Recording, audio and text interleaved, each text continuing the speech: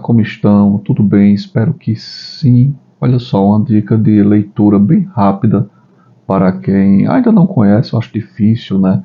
Muita gente nos dias de hoje não conhecer, mas talvez tenha conhecido e não tenha se interessado tanto em ler.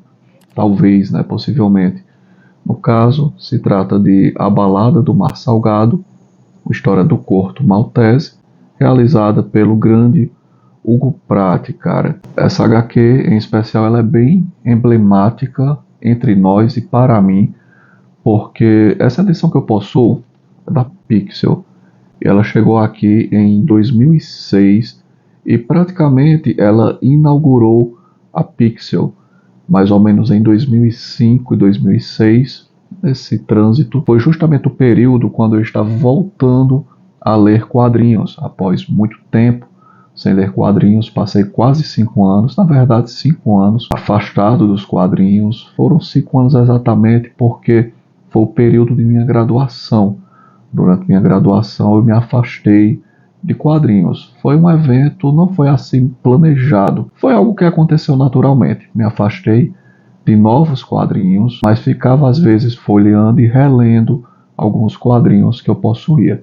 Só que durante 5 anos eu não conheci nada de novo, cara, nada do que vinha acontecendo, não sabia como andava o mercado editorial e até mesmo obras mais antigas. Eu também não me interessava em conhecer obras mais antigas com as quais eu ainda não tinha tido contato. Então, estava eu voltando a conhecer quadrinhos, conhecendo títulos antigos, os quais eu nunca tinha lido, e vendo, né, procurando saber o que é que vinha saindo de novo. Então eu me deparo com esta HQ do Corto Maltese, A Balada do Mar Salgado, dessa editora Pixel, que estava surgindo, cara, em 2006. Ainda em 2006 ela lançou mais alguns títulos do Corto Maltese, depois em 2007, 2008 e aparentemente parou. O Maltese voltaria entre nós posteriormente pela Nemo, salvo engano, e recentemente uma editora chamada Trem Fantasma. Eu não conheço nada dessa editora, mas sei que ela está republicando aqui entre nós obras do Hugo Pratt e histórias em especial do Corto Maltese. E esse título foi um dos que ela republicou. E A Balada do Mar Salgado é isso, cara. É uma HQ emblemática também para mim, por isso, porque eu tenho um carinho pela Pixel, eu tenho um carinho pelo que a Pixel foi aqui entre nós, porque em um momento de abandono, né, de vários títulos, pouca coisa surgindo de interessante no mercado editorial de quadrinhos, em um período em que eu estava voltando a ler quadrinhos, estava ali a Pixel, cara, trazendo coisas, começando, né, logo, trazendo coisas maravilhosas como essa aqui, e me fazendo conhecer o trabalho do Hugo Pratt. Eu não conhecia o Hugo Pratt, comprei isso aqui por curiosidade, nessa retomada de conhecer os quadrinhos, e é apaixonante, meu amigo. O Hugo Pratt é realmente apaixonante. Sua arte oscila entre uma arte dinâmica, meio rabisco decor, por assim dizer, e ao mesmo tempo, muitas vezes, rebuscada e cheia de pequenas minúcias, pequenos detalhes. As aventuras do Corto Maltese são aventuras insólitas, bem diferente do que a gente costuma ler nos quadrinhos mais de linha, nos quadrinhos mais mainstream, por assim dizer, em especial, né, nos quadrinhos americanos. É uma pegada bem diferente. A Balada do Mar Salgado é bem interessante o mote. A gente já começa com o Corto Maltese boiando, amarrado em uma espécie de jangada improvisada em alto mar. Ele é resgatado por um antigo desafeto. Na verdade, é um amigo desafeto. É uma relação, existe uma relação de amor e ódio, por assim dizer, entre o Corto Maltese e esse cidadão que é realmente um ser abjeto, o Rasputin. O Rasputin já apareceu em vários títulos do Corto Maltese. Então o Rasputin o resgata, e pouco antes dele ter resgatado o Corto Maltese, ele tem resgatado um casal de pré-adolescentes, o Caim e a Pandora. Então se descobre que Caim e Pandora são membros de uma família proeminente. Então no resgate poderia ter muita grana ali envolvida. Então o Rasputin fica com essas crianças para cobrar esse resgate. Ao mesmo tempo que isso está acontecendo, Rasputin, junto com o Corto Maltese, está roubando, saqueando, pirateando navios em busca de carvão, porque nós estamos no início da Primeira Grande Guerra e algumas potências precisam de energia, principalmente energia proveniente do carvão, essa busca, né, por energia durante a guerra, e no caso da Primeira Grande Guerra, em especial do carvão. E nesse meio tempo surge a figura do monge. O monge habita uma ilha, a Ilha Escondida, na Oceania. Essa história aqui se passa na Oceania. O Gulprat tem uma fixação pelo Pacífico, em especial pela Oceania, pela Ásia. Ele tem muito isso incutido em suas obras, a gente percebe muito isso. E nessa ilha escondida, na Oceania, perto da Nova Zelândia, não existe uma localização bem conhecida dessa ilha, não é à toa o nome, né? Escondida.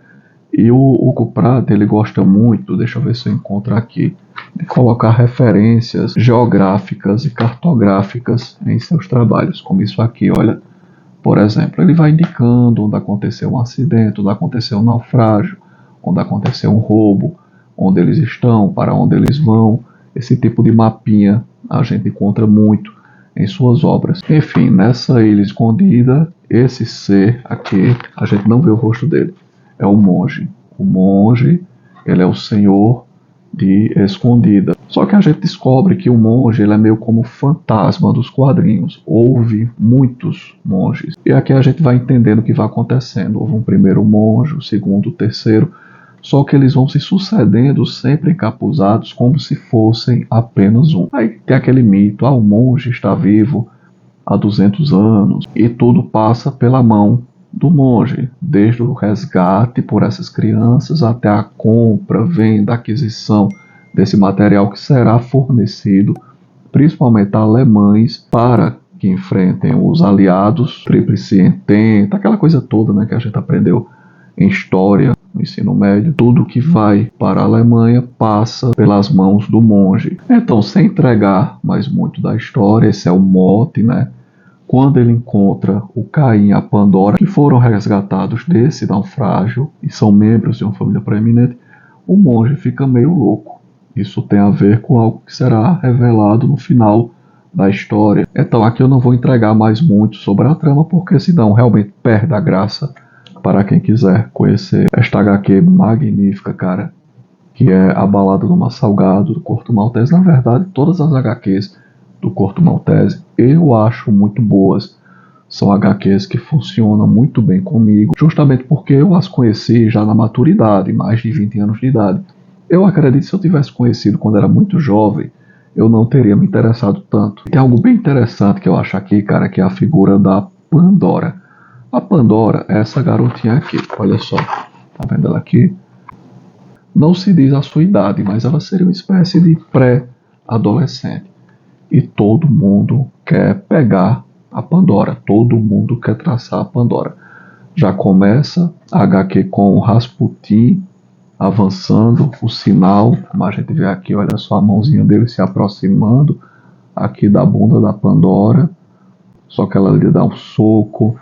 Depois um oficial alemão fica apaixonado pela Pandora, o próprio Corto Maltese fica apaixonado por Pandora e no final dá até a entender que ele quer a Pandora como mulher para encarar uma possível vida mais sossegada. Aqui, por exemplo, olha só, esse diálogo é muito interessante, cara, porque o hiato é dado por esses dois requadros diante da proposta velada do Corto Maltese. Olha só, ele fica pensativo aguardando a resposta e ela fica pensativa com a resposta que ela poderá dar.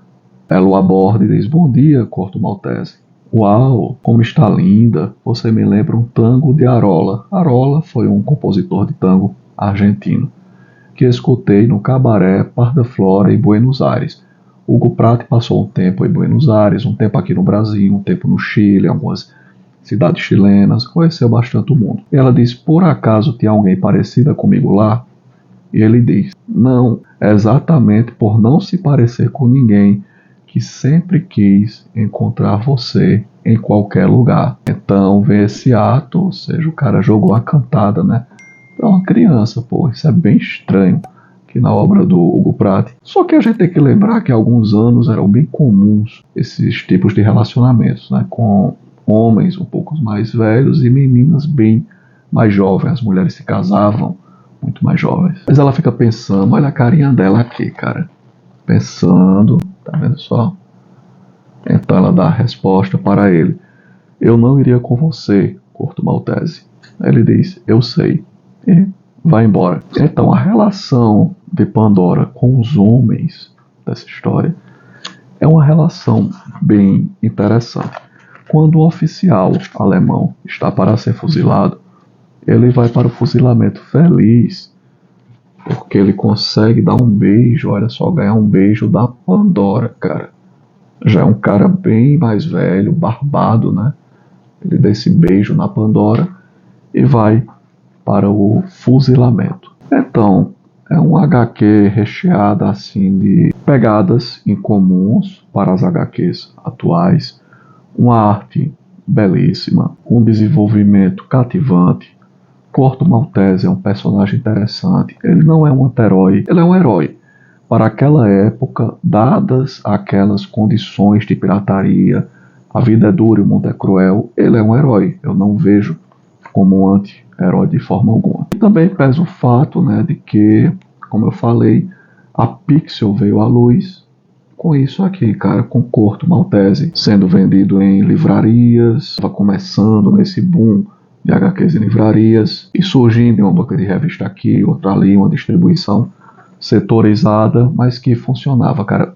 Supermercados, a gente encontrava muita publicação Pixel em supermercados, gôndolas de mercado, comprei muito gibi da Pixel, assim. Então achei interessante rememorar a Balada do Mar Salgado, esta edição especial, porque eu venho falando aqui sobre Pixel, né? Por um acaso, de certa forma, eu falei do Popeye, já tinha falado aqui de Luluzinha, Bolinha, de outras publicações da Pixel, falei do Mandrake mais recentemente, então por que não falar sobre isso aqui, né? Já que parece que aparentemente o Corto Maltese está voltando a ter publicações por aqui. Mas recomendo que vocês também busquem outras vias, né? Há vias por aí digitais para leituras. Vocês podem encontrar, creio, essas publicações da Pixel em sebos por um preço mais acessível. E eram edições caprichadas, uma brochura com papel bom, papel couché, uma impressão de qualidade. Resistiu bem ao tempo, olha só, já levei para cima, para baixo, já fiz mudanças com ela. E encadernação muito boa, mesmo em brochura, não, uma brochura, encadernação em brochura, mas com a capa bem cartonada e um miolo de excelente qualidade. Bem, vou ficando por aqui, tô bem ruim da garganta, deu para notar, né? Um grande abraço a todos e até a próxima.